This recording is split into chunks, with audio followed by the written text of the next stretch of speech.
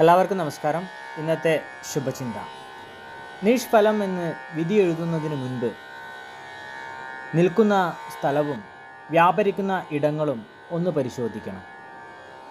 എവിടെയെങ്കിലും പൊട്ടിമുളയ്ക്കുന്ന മുകുളങ്ങൾ ഉണ്ടാകാതിരിക്കില്ല.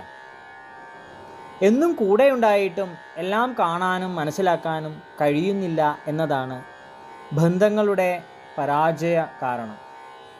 ഒന്ന് ചുറ്റും നോക്കിയിരുന്നെങ്കിൽ ഒളിഞ്ഞിരിക്കുന്ന ചെറു പുഷ്പങ്ങൾ പോലും കണ്ടെത്തിയേനെ. ഒരു വശത്തു നിന്ന് മാത്രം കാണുകയും ഒരു വശത്തു നിന്ന് മാത്രം കേൾക്കുകയും ചെയ്യുന്നതിൻ്റെ പേരിൽ തെറ്റിദ്ധരിക്കപ്പെടുന്ന ഒട്ടേറെ ബന്ധങ്ങളുണ്ട്. തൊലി വരണ്ട മരങ്ങളുടെയും ശോഷിച്ച ചെടികളുടെയും മറുവശത്ത് ഒരു പുഷ്പം പോലുമില്ല എന്ന് എങ്ങനെ ഉറപ്പിക്കാനാകും? എല്ലാവർക്കും നന്മകളുണ്ടാകട്ടെ.